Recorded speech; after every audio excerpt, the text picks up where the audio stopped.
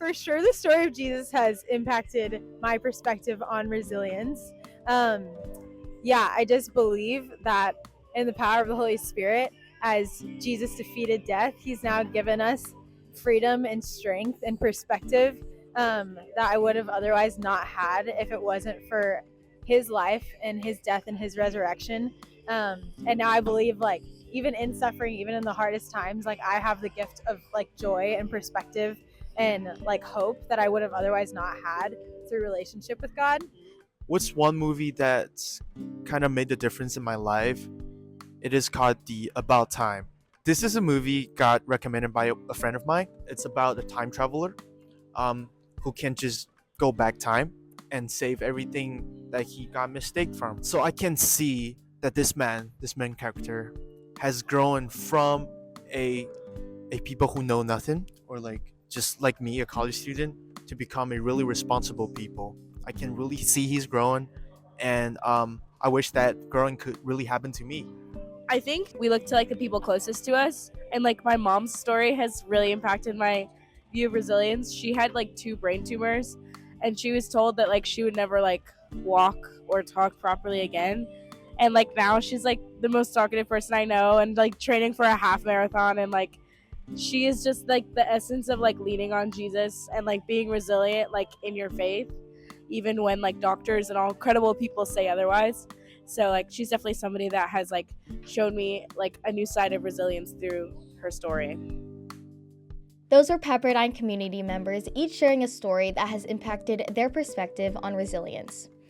Welcome back to the RISE Roundtable, a podcast from Pepperdine University's RISE program.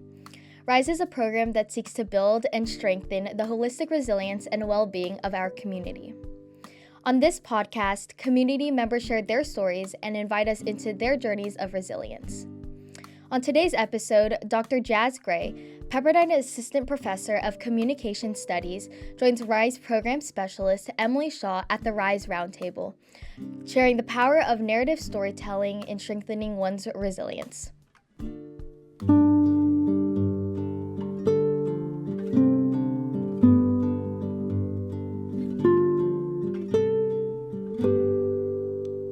So today I'm here with Dr. Jaz Gray, Assistant Professor of Communication Studies at Pepperdine. Dr. Gray is a narrative researcher with expertise in entertainment and patient narratives who is interested in both how people in marginalized communities can use narrative to develop resiliency and how the media production process can be used to empower those communities. After earning a bachelor's with a concentration in journalism from Middle Tennessee State University and a master's in television, radio, and film from Syracuse University, she spent 5 years in Hollywood, working for companies including BET and Paramount Pictures. Dr. Gray believes that story transforms the soul. As a doctoral fellow at UNC Chapel Hill, she developed an innovative storytelling tool called life plotting, which repurposes the narrative structure and character arc underlying fictional stories for use by real people, empowering them with self-affirmation and story-sharing skills to learn about themselves and share their stories with others. Dr. Gray's passion for story also motivates the way she teaches and relates to students, and I had the pleasure of being one of her students when I was at Pepperdine. Dr. Gray, thank you so much for being here. Welcome to the RISE Roundtable podcast. Thank you, Emily, for being an amazing host, and I am beyond grateful to have the opportunity to speak with you and be a part of the amazing work you all are doing. Oh, thank you. I'm really excited to have you here. I feel like I took your class my senior year, and so to talk to you and continue our relationship even post-grad just speaks to how special Pepperdine is and how special your class was too and how powerful you are as a professor. Oh, so thank you. To start us off, can you explain what a narrative researcher is? Yeah, to be honest with you, I feel like I'm still learning what that means myself. I think when I went into the PhD program in 2018, I knew that narratives had transformed my life and my capacity to cope with a lot of the health challenges I had been through at that time was due to narrative, and I knew that I had an inquisitiveness about the hows and the whys behind why narratives were working, not just for me, but for the other people in the community that I belong to, for whom my capacity to hear their story or to be heard by them was mutually beneficial in creating bonds and community, but also in empowering us to be resilient and increasing our capacity for resilience. So I knew I had the inquisitiveness about narrative. I think at the root of it, research is an opportunity to ask questions and investigate. And so being able to do that around the topic of narrative is something I probably had been doing anyway, but now I get to do it in a more formalized setting. Yeah. So That's really interesting. You mentioned that you use narrative for your own purposes. How do you use it personally to shape your resilience? When I was younger, so I used it different ways in different seasons of my life. When I was younger, I can't remember whether I started doing writing stories first or writing songs, but I kind of was doing those at the same time. And I think I hit a period where I needed to work through a lot of things that were going on with my health. And songs became a format to do it in that felt therapeutic and organic for me. I was able to put my thoughts and feelings to melodies that I heard in my head. And I was then late nights, right?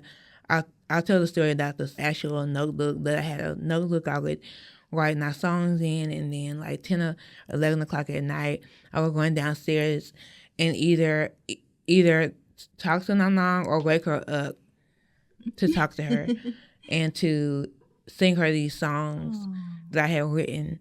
And at the time, you just kind of, I'm living my life, and I gravitate to songwriting, and I share them. And then later, as I'm reflecting on the topics of the songs, it was always about God giving me strength, or facing the odds, or the life I wanted to live after I got through X, Y, and Z. It was like I was taking either the endurance I wanted for myself or the hope I had for myself and putting them into the lyrics. And I think that's kind of what it was earlier on. And I have people along my journey who really supported and encouraged me. So one thing my mother did was we were in the Dollar Tree one day, and I was looking at some notebooks. And of course, the Dollar Tree, everything is very inexpensive. That she was like, okay, I'll get you this notebook that you can only use this notebook to write your songs in. So she made it feel like it was something special and important and exclusive. And so I was like, okay, this is not a songwriting notebook. And so I had people like her who would shape, that desire and made it enticing for me to want to write. And so that's how it started. And then it developed so around 9 or 10 years old is when I started dealing with my health.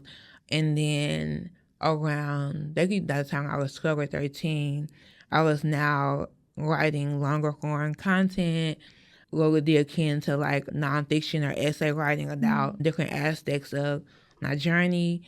And I was starting to see potentially a trajectory or a career in being able to use narrative. So then it kind of became a use in terms of like I can see this as a career for myself. And I think the initial use was gravitating to different forms of narrative that for no other reason than they felt organically like what I could use. And they're so interesting, different forms of narrative have been more or less accessible to me depending on what's going on.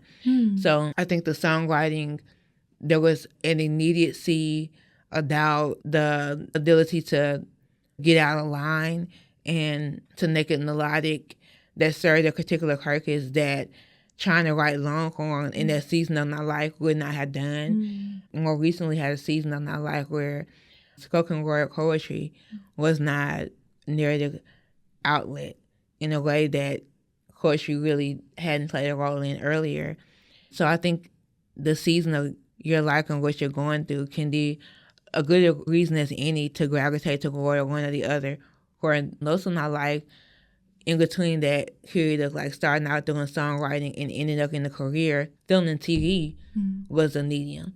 And film and TV became really important in the intermediate because I felt like, one, I realized there were aspects of the way film in particular works in terms of concepts I would learn later, like transportation, where you go from then in the theater in the seat to then in the story. And I was dealing with so much with my health that became a really important opportunity, I think on an emotional level, to the point where before any surgery, I've had nearly 50 now. Before any surgery, my dad and I would go to the movies. And it was just such a special time. It was a period where I was able to disconnect from the real life stuff that I was dealing with, which people would consider like, oh, film took you to escape, like that type of thing. But one of the things I've learned through the research that I can look back and say was also true is that it's much more than just escaping. When you go into film in a way that you're able to go into a narrative in a different way, whether it's a film or a book or whatever, I think it's still true. You leave that world with all of the lessons of those characters. And I think that was a really important piece that I realized later on that you're also gaining through being in these other stories. For me, we would usually go and see some kind of action movie. Right. It was usually something where there's a superhero character that's like needing to save the day or do something important. Anytime there was an X-Men movie, we would always go see X-Men. And so by the time I got into the research portion, I was able to look back and say, okay, why was X-Men such a critical, important type of movie? Why was I always going to see that? Now, some would say like, well, it could probably be related to the timing. I was having surgeries in the summer. Those movies were being released during that particular time period, that summer time period.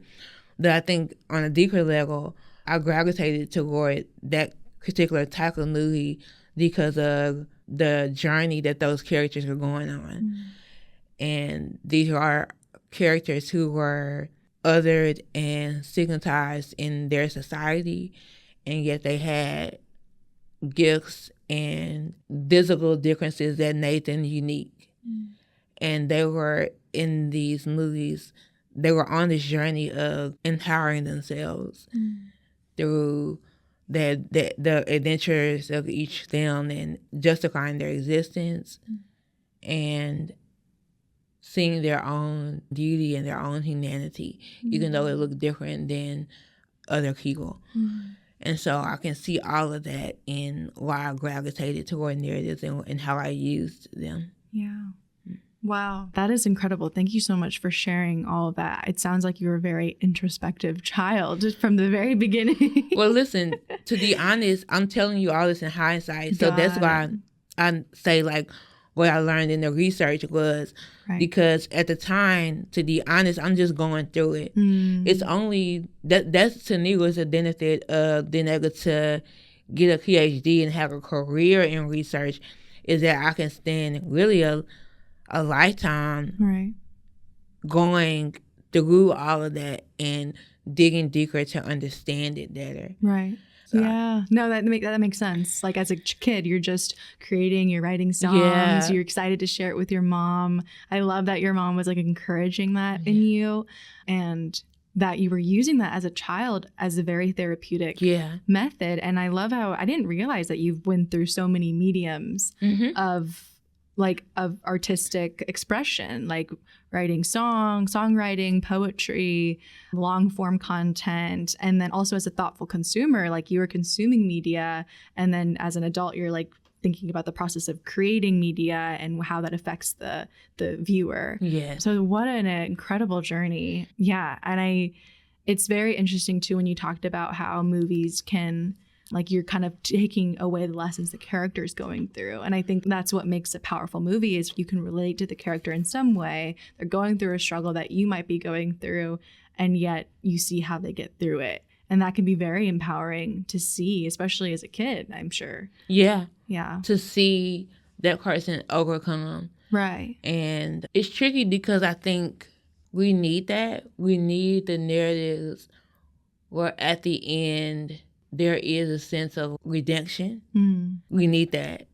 And also growing in my capacity to hold space as an advocate for a range of truths. There also has to be space for those people who are in the midst of and or for whom one chapter or one story has ended and it didn't look like the character. Because that's can be the other side of that coin, particularly when we're talking about resiliency. Right. Is what happens when I don't have the fairy tale ending or when it never ends. Because that's one thing you talk about with chronic illness. It's an ongoing story. And so as many of us are societally trained for a beginning, middle, and an end story, and the end is going to be you all better, all the things that have happened throughout the story are resolved. If that's your default and that's what the default is, then what happens when that's not your story? Right. Yeah. I mean, I'll take that question back to you. What happens? How do you wrestle with that? That's a journey. That's a journey that many of us are on, and I think it starts with renegotiating our connection to the narrative.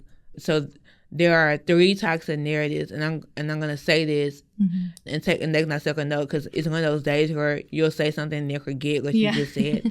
And there are 3 types of narratives that come up in illness narratives and in illness stories. They're categorized as restitution narratives, chaos narratives, or quest narratives. And so with the restitution narrative, it's the one we commonly consider where a person is living a normal life, something bad happens to them, and then they get help. So I'm healthy, I get sick, I get well. Some version of that arc. And we consume that story a lot. Right. It's in a lot of the mainstream Hollywood films we watch. It's in the Bible. So like the story of Job is an incredible restitution narrative because he loses everything. His kids die. Like all these things happen to Job. But at the end, he gets blessings back in multiples. Right. And so while that story and stories like that are encouraging to us when we're going through the trials, there becomes a point in which your endurance is going to be tested, or you're going to have to renegotiate your relationship to those type of stories in order to maintain your resilience. So like when you're going through a knee surgery 25, when I thought I can remember a time where me and my mother and father and my sister, we thought, okay, this is like a 1, 2, 3 surgeries and then you'll be fine. Didn't know we were about to embark on this whole journey.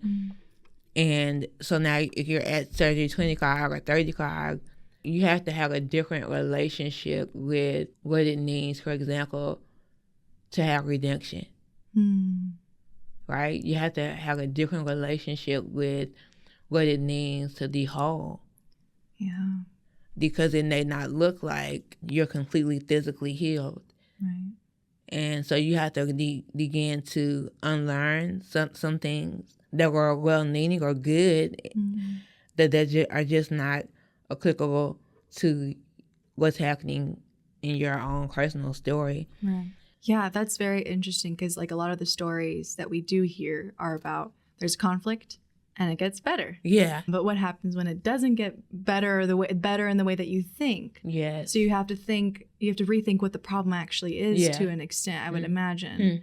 And also what you mentioned about being whole, it's like, okay, maybe I am already whole, even in my somewhat quote unquote broken state. Maybe I have to rethink what wholeness means. That's really interesting. I feel like that's a lot of cognitive resilience there, where you're kind of rethinking your identity, how you think of wholeness and brokenness. Does being completely well, having your conflict completely solved, does that mean that you're whole again? Or have you already been whole this entire time, just being human, working through this?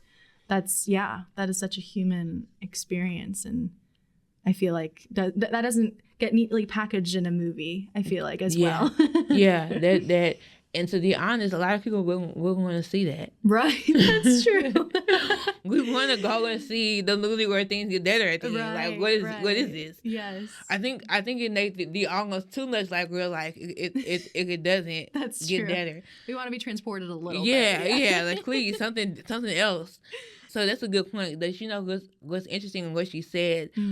I thought a lot about the renegotiation of the ending or like renegotiating the what now part of it. To your point, you said renegotiating the problem. And I think that's actually slightly different. I think it's also a really important thing that happens or should happen too. I think renegotiating what now, for some people, can't happen unless they renegotiate the problem. Because they connected their ability to move forward to oftentimes understanding why.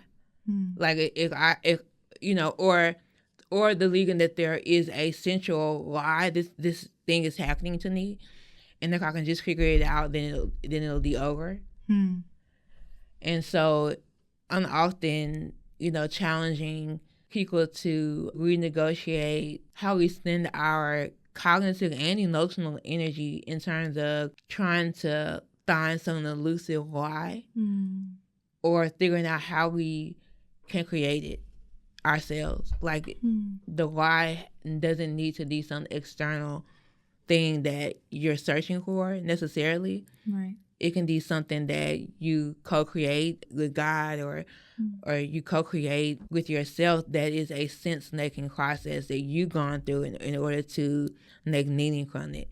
So that's the part that I tend to focus on, that I think was really a new awareness, is that in order to do that, you have to get to a place where you're okay letting go of your particular understanding of what the issue is.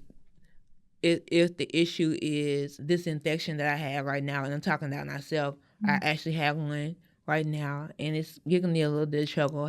It's out of all the things I've been through, it's not that bad. But if the issue is the infection, and when everything first happened with it, this was like 2 years ago, that can become consuming, trying to figure out the whys and, how this happened and what I need to do. Versus for me, in this context, the problem has evolved from this particular issue of an infection to me practicing what I preach around my worthiness in the midst of imperfection, in the midst of things not looking how I want them to look or be how I want them to be. When that becomes a problem, then there are solutions, or there are ways to address that are more so in my control. Because I can take the medicines, or I can do the things, and that may or may not change things. Over the 2 years, I've had like off and on where it will go away, it will come back. I've had a surgery, it worked for a little while, it didn't. But if I'm working, even if the issue becomes actually a way of opportunity to then do the work, whatever else. Like this problem is now an opportunity for me to practice another form of self-acceptance. Wow. And to do that in a very genuine and authentic way, like with that, I can see your mind like thinking through that too and trying to reshape that narrative, I guess, and what you're choosing to focus attention on. I think that's very hard work to do in an authentic way, because you can try to put like a bright note on something and be like, okay, this is an opportunity. But to do that in a very authentic way, finding that for yourself, it's a journey, I'm sure. Yeah. Yeah. Finding it for yourself. For me, it's been a journey of self-grace and being really honest with myself. So I'm glad you said genuine, because I think it takes radical honesty. And the beautiful thing about it is, I think the more I give that to myself, the more I can hold space for other people to do that for themselves, for themselves. Right. And it's been beautiful to be able to sit in stuff with people who they don't see it as an opportunity yet. Whatever the thing is, right? They're not there yet. Right. And so how can I sit with that person exactly where they are, and just allow them to feel however they feel about whatever it is. Right. It's their journey. Yeah. Yeah. And there's a reason they're going through that stage of thought. Yeah. And then if they're meant to reach a certain point where it's supposed to turn, like maybe there's an opportunity, maybe there's a light here, then it's meant to be, but you don't want to force them to see when they're not ready or they don't want to see it. Yeah. And it's not applicable to them. Yes. Right. Which brings me that I'm gonna see this. So I have to. I'm so glad they not stuck a note. Yes. Because that brings me back to another of the three, which is the chaos narrative. And when you're going through a chaos narrative, the theory around chaos narratives is that it is not a story that you can tell; it's a story that you can only experience. And that is in the abstract, it sounds like freedom, but in the living out of the chaos narrative, it sounds like chaos. It sounds like it is that period of whatever story where, for whatever reason, because of physical pain, sometimes it's like, this is so physically painful. And when you're dealing with health stuff, I've experienced it, and I've held space with other people where this is so physically painful. I cannot think. All I can do is navigate my pain.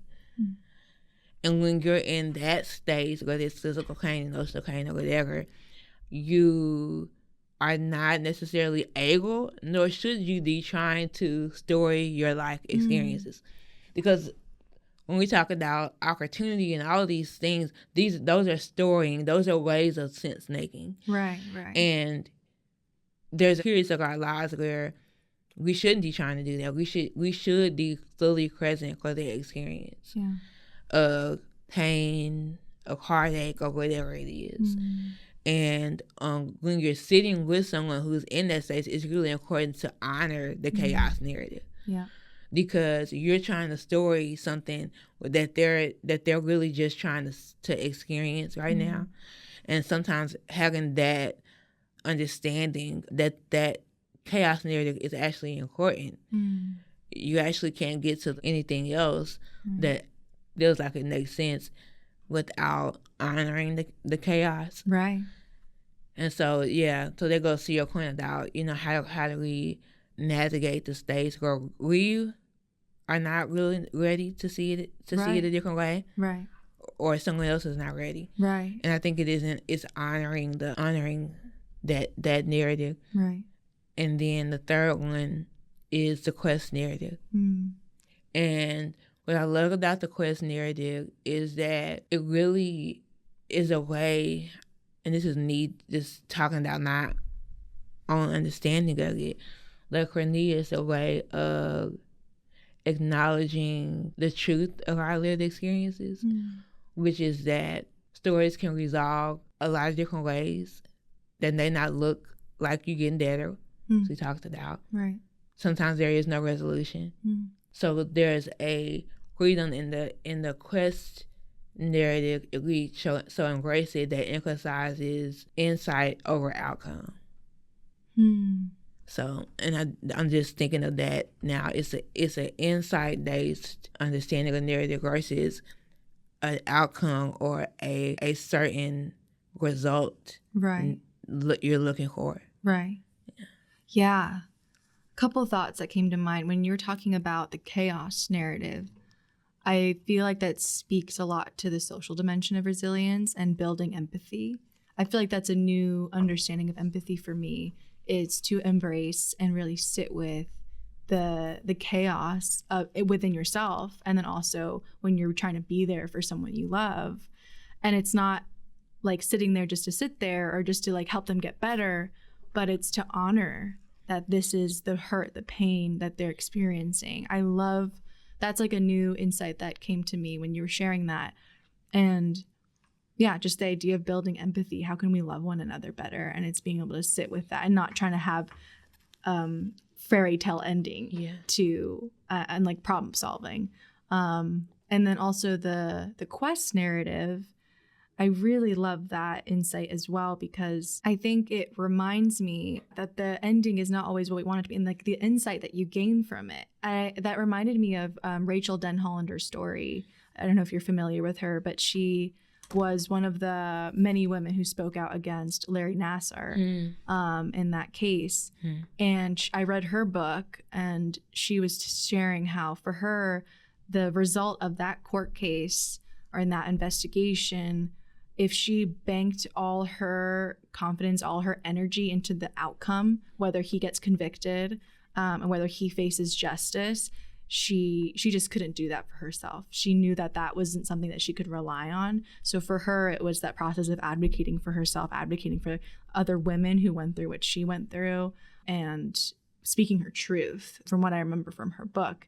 And so that was the insight and strength that she got from that. She was like, no matter what happens, I did my part. Yeah. And I did what I could. And I love, I think there's a lot of my own experience that I think I drew strength from the insight of like, I did what I could, rather than it got me what I wanted. Right. Oh, it's so good. But anyways, just so many things, so many wisdom nuggets you're dropping here. But I was also curious, you talked about how you have multiple truths, especially to your identity. And you do a lot of work, both professionally and then also personally, just like with different marginalized communities. How do you think members of marginalized communities can use narrative to develop their resilience? Also speaking to what we've already been talking about how there's lots of different narratives you can use, but specifically people from marginalized communities. There's a couple of different answers to that. I think there's story construction skills, and then there's this idea of community and challenging systems. So I'm thinking on different levels, because I think often for me, I've had to challenge myself in terms of going beyond marginalization as an individual issue. Now it has the consequences can be very personal. Like if you're on the side of someone who's othered or stigmatized, it has health in that. Everything from depression and anxiety, like all these things can come out of marginalization. There's some real consequences. For example, institutional isms in healthcare, for example, has life or death in that. Right. So all those things can be looked at on an individual level, and I feel like I'm often wanting to stay in that space. So like there's a use of certain things that I developed, like the life clotting tool, which I know you're going to get to. Right. That it was originally those types of or ways of looking at the impact of story for marginalized identities is looking at how you can help a person to develop their capacity to tell stories because of the therapeutic benefits.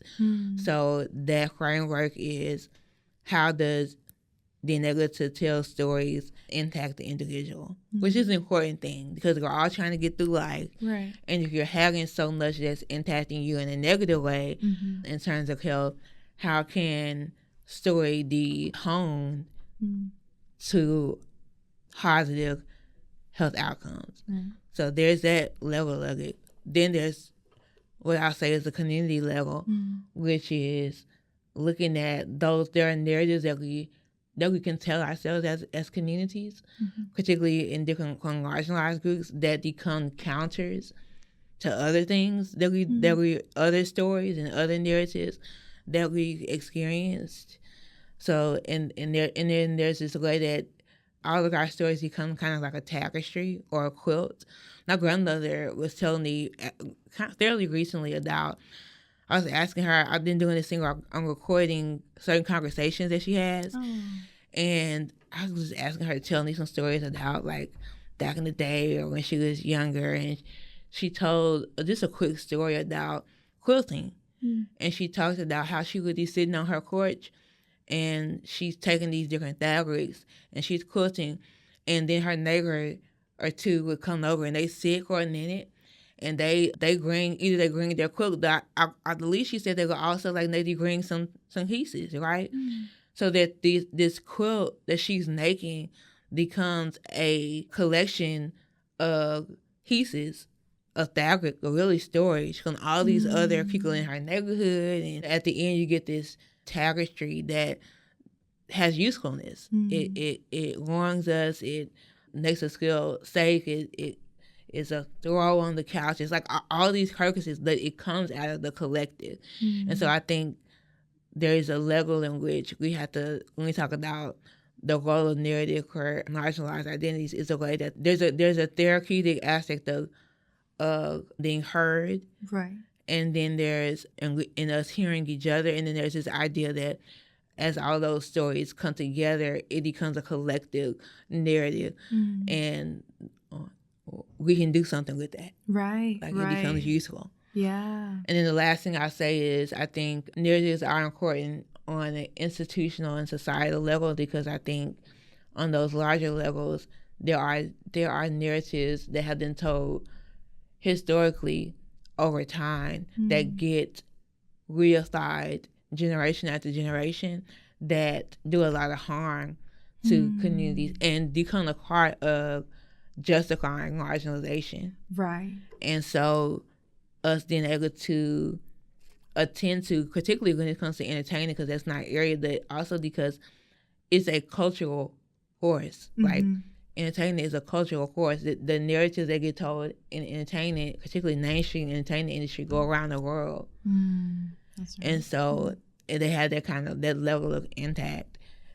And so when you're talking about marginalized people who are existing in a social world, how you're treated or how you're experiencing things on multiple levels, whether it's on an interpersonal level, whether it's as you're navigating certain systems, healthcare, education, employment, like all those systems, they're all influenced by the cultural narratives that are around us and that we're taking in and internalizing and don't even necessarily realize the messages and the images that we kind of taken and about other people. Right. And sometimes about ourselves too. Right. Yeah. So. That's really interesting. I feel like I can think of a couple examples of that exact thing. Like, I mean, for one, with women in the medical system receiving care, and then like the history of women associated with hysteria, especially women of color. Yeah. And many women are not believed when they're sharing their real medical experiences, and hence a lot of medical health issues as a result, or like they're not being properly taken care of. Or even, I mean, this isn't really the systemic, maybe more community level, like when Asian Americans there was a narrative being told about how there's like China virus and also like the political sphere. And so there was a lot of racism and collective anger towards Asian Americans, no matter which ethnic background you come from. Right. So it speaks to how narratives can be used for harm. Yeah. And so how can we work against that? How can we come together as communities, create an authentic, true quilt of stories that can tell people that's not the correct narrative, and that's not the honest narrative of this group of people and also of our identity and our experiences. So yeah, I think that's very powerful to think about. Yeah, strength in numbers, strength in sharing your own story as well. Yeah, we want to get to a place where those alternatives to the status quo, to the dominant narratives, are getting just as much attention and awareness as the dominant narratives, because I think that's also the tricky part, because you can be doing all this great work, and I remember one of our students, we were talking about books and how so often the books that are being published for a long time now, I feel like it's changing, because I'm able to find books with people of color and a variety of things, but books where white was the default. Yeah. And so what does that mean for a child of color who's internalizing this narrative that white means normal, white is regular, and then everything else has to be identified abnormal? Yeah.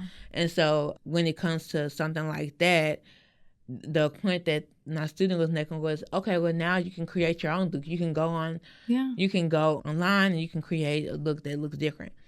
And I was saying it's very true that the reach of that book, in order to really make a sizable change, this is just not our opinion. I feel like we have to get to a stage where those narratives get the same level of distribution as the status quo. Because I think, one, it creates a level of exclusion. Right. But then the voices who have stories and truths that speak to the wholeness of identities that have been marginalized get relegated oftentimes to like second class. So like you have to have a special channel for that content. Or you got to go to the art house theater to see that movie, or or like it's not in every theater. It's so the narratives that are dominant are like in all the theaters everywhere. That the narratives that really give us something that challenges or just a level of authenticity that's not in some of the dominant narratives are not necessarily honored in the same way. Right. Yeah, even thinking about like what you're talking about with the three, like individual, community, and systemic, like I think about the social dimension of resilience and how like community, that level right there, I feel like speaks to the strength of social resilience and how you can really, that's a really big factor towards one's ability to move through as a community when you're feeling this oppressive like narrative. And then systemically, I think that also speaks to the social dimension. But yeah, I think that's really powerful to think about. And then also systemically, how can we make sure that it's getting this, it's almost mainstream without diluting it, right? Hopefully. Yeah. But making it as important, as widespread, so that all are consuming that story. Yeah. And that should be a goal of entertainment. I think nice. So. Yeah. That's part of the work that I'm a part of is making it a priority. Right. I'm curious to know more about, because this is the RISE podcast, so you guys know more about like maybe I've studied, and I will actually continue to study resilience on an academic level, because I want to be able to take my storytelling tool, Lifeline, and be able to assess resilience measures. How does not resilience as a big concept, but some aspect of it, how does that improve, or does it improve after going through the tool and all that? Right. But I'm curious from your perspective, when you talk about the areas or dimensions of resilience, you mentioned two, which was the social resilience, and then the cognitive. Yeah, the cognitive. Yes. And then, so are those the two, how many different areas? There's 6. And I think that just speaks to like holistic resilience. So there's physical resilience, which means like, are you taking care of your body and listening to what your body needs? And then social resilience, which includes like building empathy, prioritizing your relationships. They say that dimension in particular is one of the biggest, indicators of one's resilience. Do you have enough social support around you? And then there's the cognitive resilience. So we all experience irrational thoughts. We tell ourselves all-encompassing quote unquote facts about ourselves, about our reality that may not be true. And that can be really damaging to mental health and also just your capacity for resilience. And then there's also, that's 3. Then there's the service dimension. So how we are able to connect with others through service, giving back, looking outside of ourselves. Then there's spiritual resilience, which I think we talk about a lot, especially at Pepperdine, having faith and how that can really contribute to our resilience and being a part of faith community. Can we talk about our spirituality with others and have community through that? And then last one is life skills. So thinking about our time, how we manage our time, how we manage our finances, and our technology, like those life skills that allow us to build our resilience as well. But those are the 6.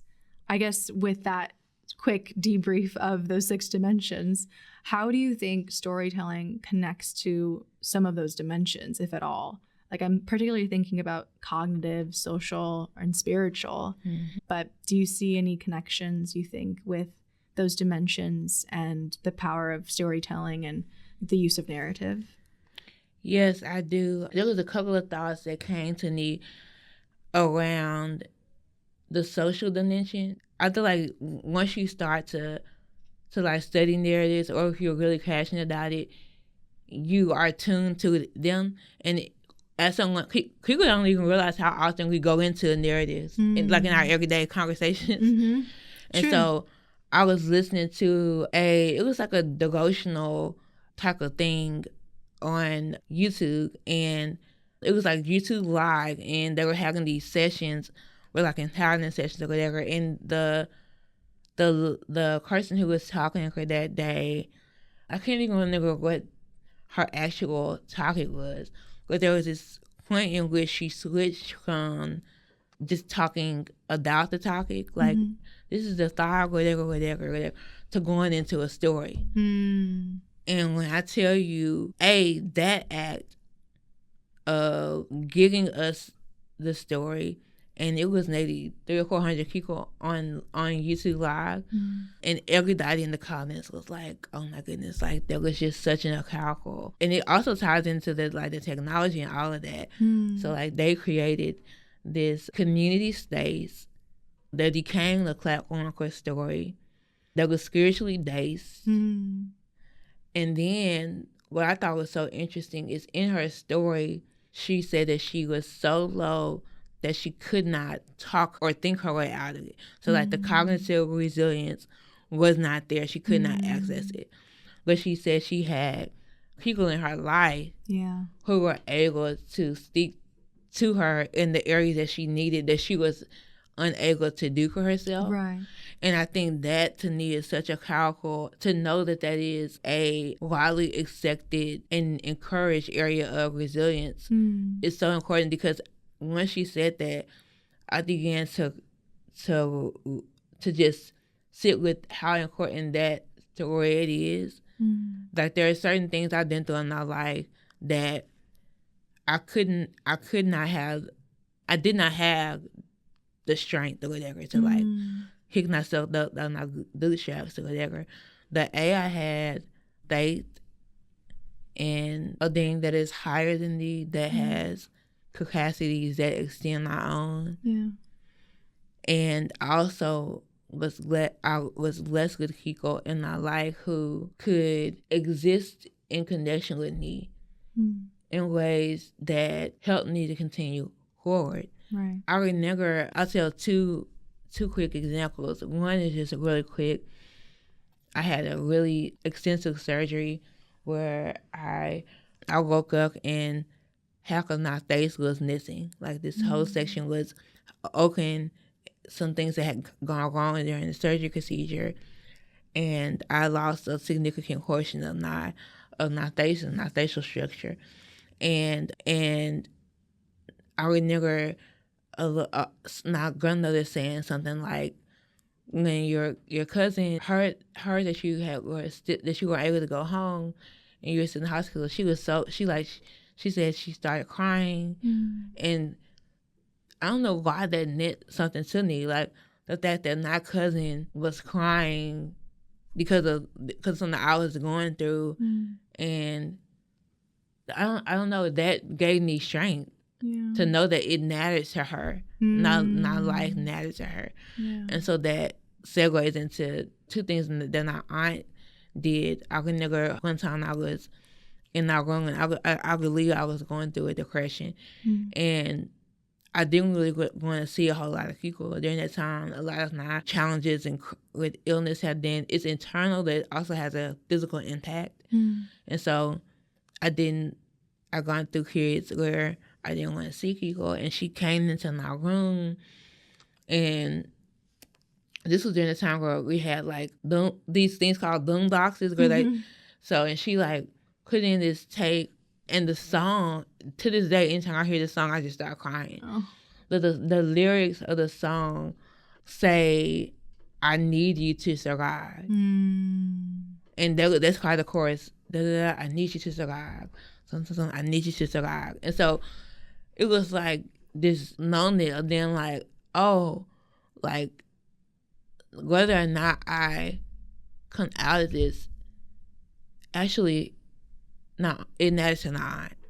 You know, she needs me to survive. And the song itself becomes a story, right? So the song becomes a story that my aunt is singing in a way to me, that then I get the resilience I need to continue forward. And she did that with scripture as well. One time I talked about when you're in the chaos narrative, and that cognitive resilience is inaccessible, and due to Cain in particular. And they had her on the phone, and she was just repeating the scripture to me. And I was in so much pain, I couldn't do anything but cry.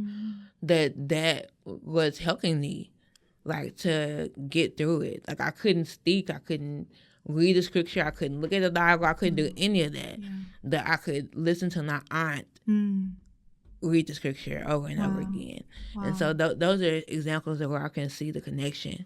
Wow, that is powerful. What a testament to your family and the love that, like, the strength of the love within your family. That is super powerful. I love how you brought up when maybe a certain dimension feels not as accessible as another. So maybe the cognitive dimension, maybe you're not able to really rework your thoughts and have perspective to bring you back to reality because you just can't think about anything else. Yeah. And that's real. That is very real. But then for you to be able to lean on your social dimension of resilience and your social support, and then being able to be that strength for you and give you that strength when you need it, I think that is incredible. Wow. Yeah. Yeah. Thank you for sharing that. I know we're kind of way over time. I do have one more question if you're okay. I want to respect your time too. No, I'm good on time. Okay, cool. We didn't get to this yet, but life plotting.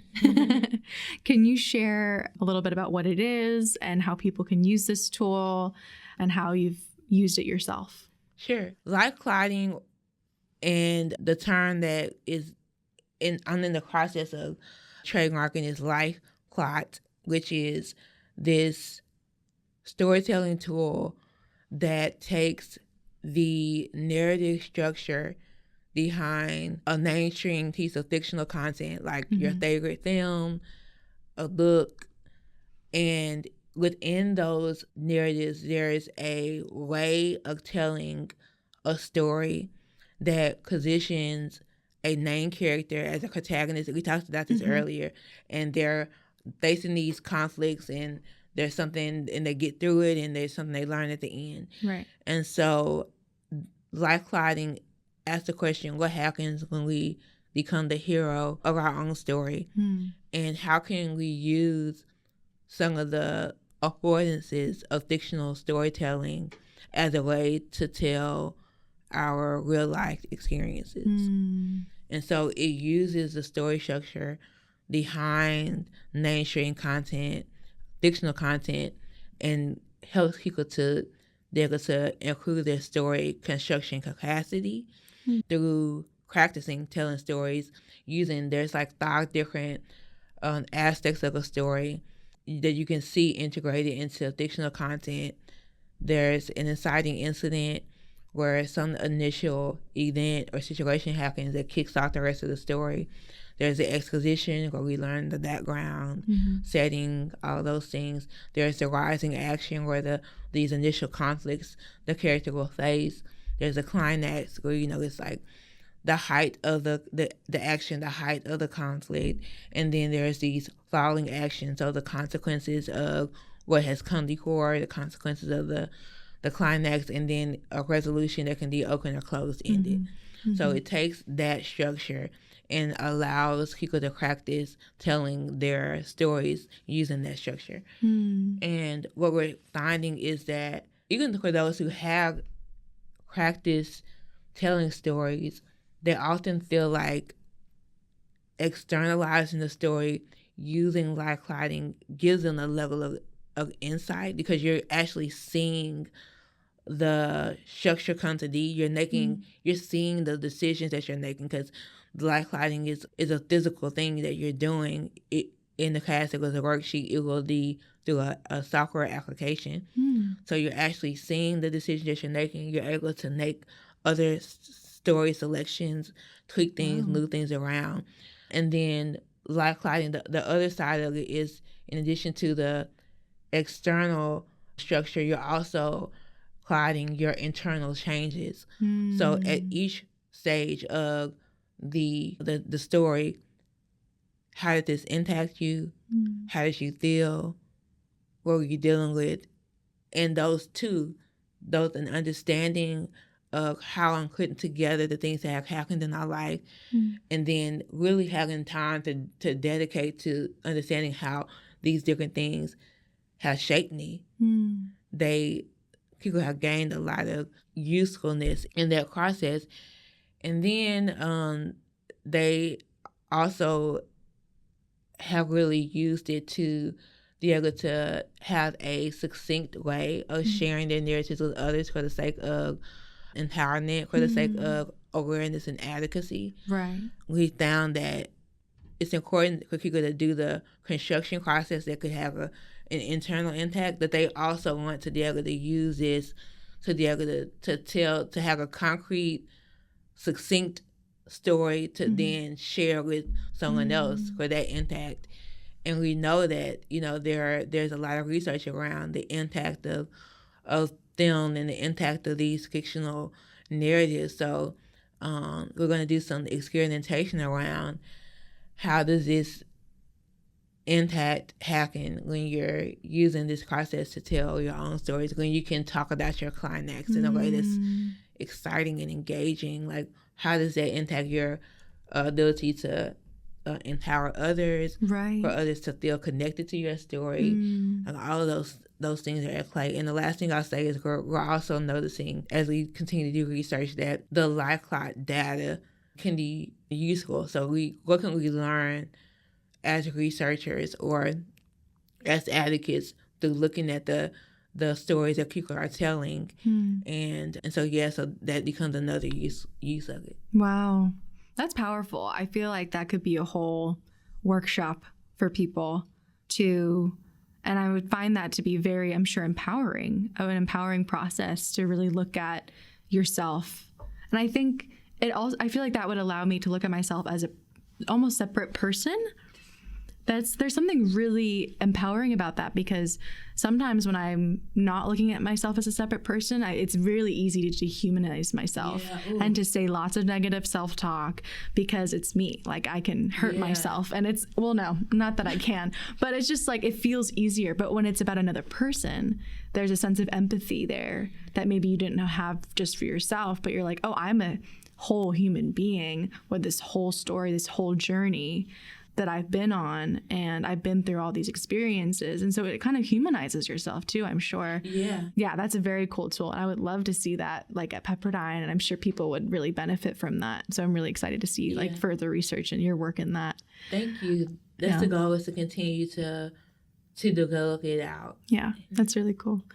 Is there any last thoughts you wanted to share? Those were all my specific questions, but is there anything you wanted to share that I didn't ask about, or any other last thoughts you had?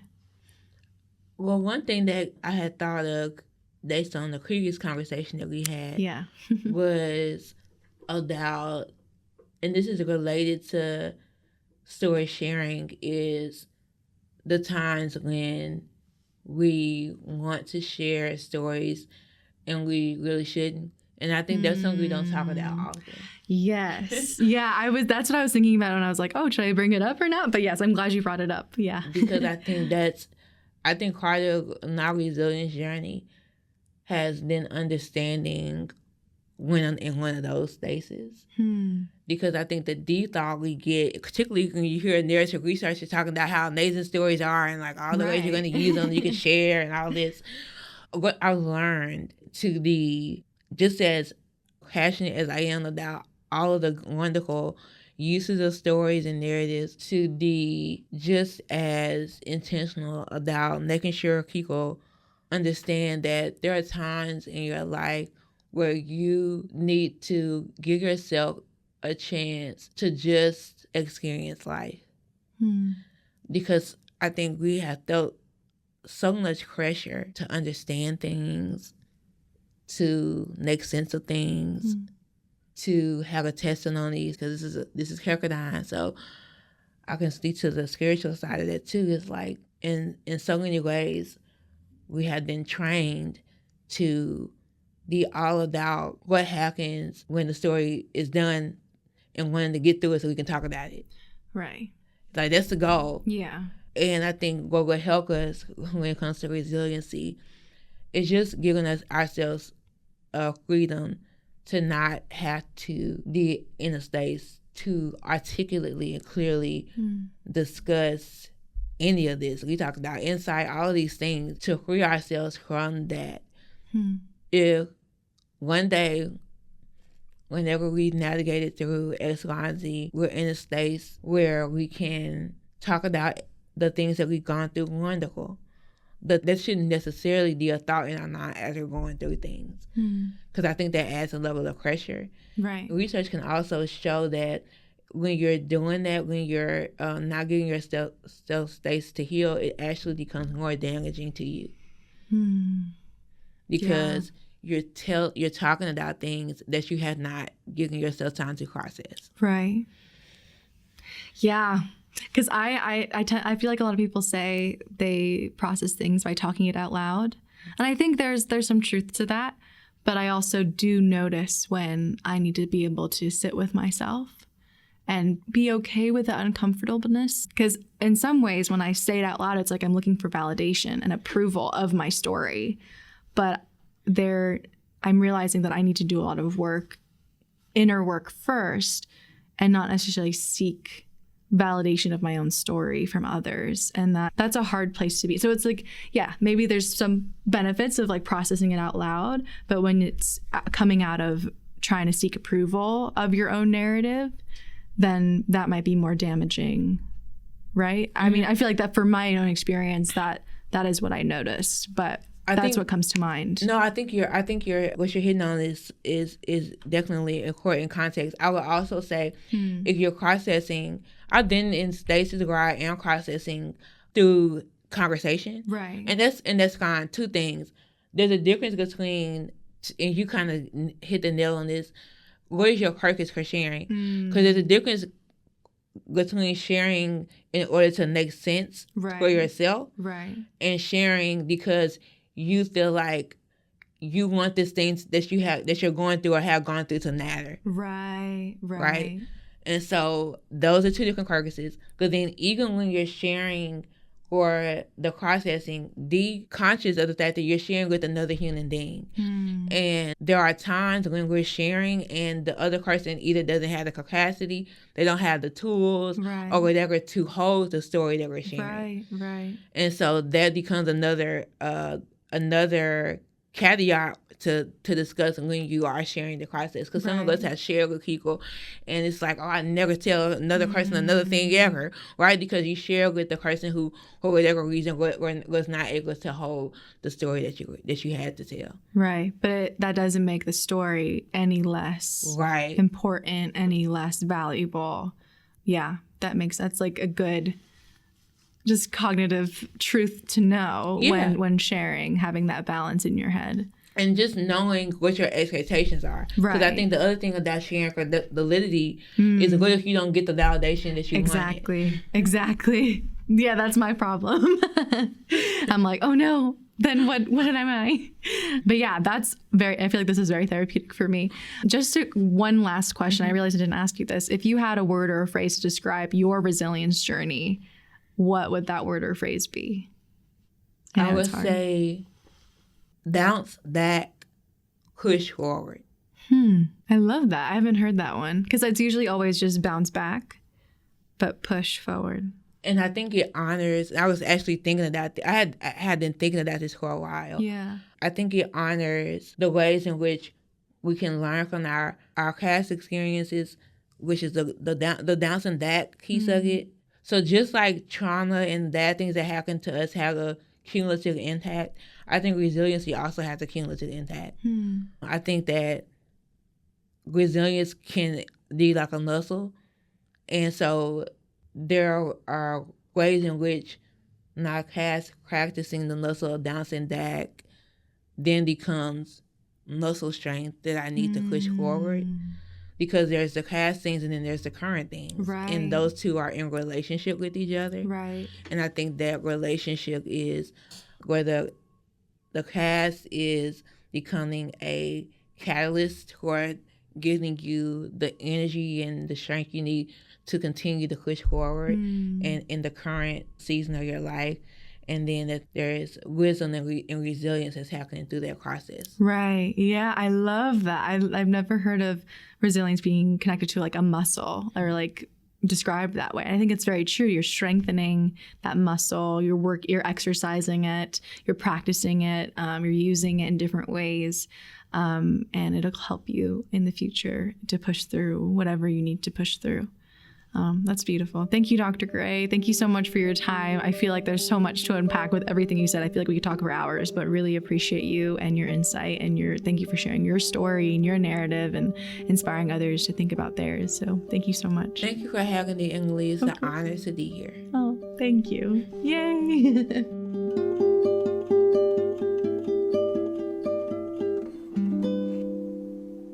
Thanks for listening to the RISE Roundtable.